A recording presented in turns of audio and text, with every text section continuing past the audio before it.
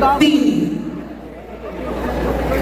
timer starts now. Mga kaibigan, mga kapwa ko mga nanonood, alam naman po natin na kailangan namin ang tinig ng bawat gobyerno dahil kami mismo mga homosexual ay nakakalimutan nyo na po. Mga kaibigan, mga nanonood, dahil po dyan, kami po mga homosexual ay meron po kaming damdamin na sasaktan na kailangan din po nyo kami nang isipin na bigyan ng tuwang dito sa ating gobyerno. Di lamang po sa inyong malaman na kami mga homosexual ay nagdihilahan pababa, ngunit ngayong gabi, patutunayan ko ang tinig ko ang mamutawi ngayong gabi. Dahil niniwala po ako, kapituluhan ng 1 hanggang 27, ang tinig ng bawat isa ay kailangan. Dahil sa buong may kapal, natutulog man siya, ang tinig ng bawat isa ay pinapamilya. Maraming Thank you, candidate number 1. Ano pag tumingin na gano'n? Bakula. Sandigan. Gumising! Sa mga parang pinag-usapan. Ang nauna ko sa akin, hindi lingid sa inyong kaalaman. Ang ating mga magulang, ang ating mga sandigan, sapagkat sa kanila tayo nanggaling. Hindi tayo ibibigin ng ating kapwa at hindi man tayo tanggapin ng ating mga kaibigan at mga tao. Ngunit ang ating mga magulang ang siyang inintindi at tamang tatanggap sa atin. Maraming salamat. Kim Aki.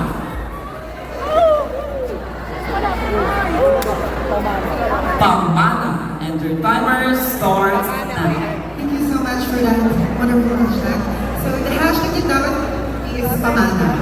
When I was young, pinalaki ko ako ng aking lolo't lola.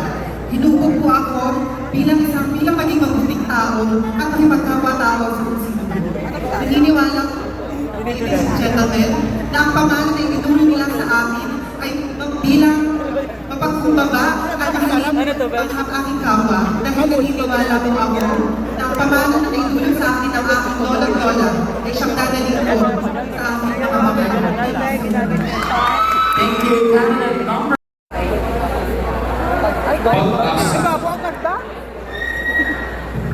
Ladies and gentlemen, ako po ay isang rehistradong ng kagawang panlipunan na nakapasalamang noong September 2025. Ako po at ang aking profesyon na nasisibig pag-asa ng mga mamamayan. Dahil kami po ang nag-aaral, tumutulong ng may sistematiko at scientificong paraan upang maging pag-asa ng bawat mamamayan. Salamat. ay ang 48.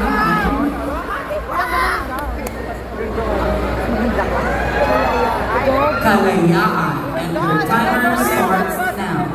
Ang kalayaan para sa akin. Nakita naman natin ngayon na wala kalayaan kaming mga LGBT community. At isusulong ko ang social para magkaroon kami ng karapatan, kalayaan, at higit sa lahat, magkaroon kami ng kapayapaan sa lipunan. Yun lang po ang maraming salamat.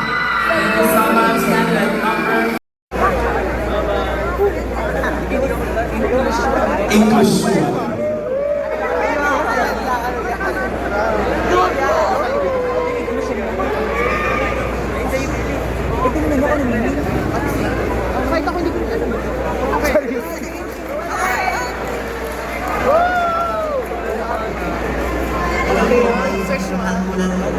Inclusion sa Tagalog, di ka naman inclusion. Parang ano ba yun? Hindi lamang Or included.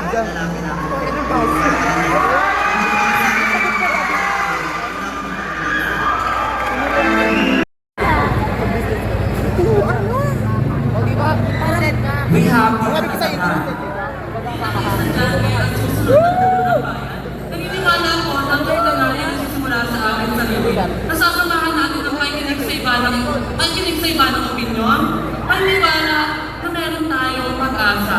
Dahil lagi natin tatandaan na ang pagbabago ay hindi nagsisimula sa malaking bagay. Kundi nagsisimula ito sa maliit na mga paraan. Maraming salamat.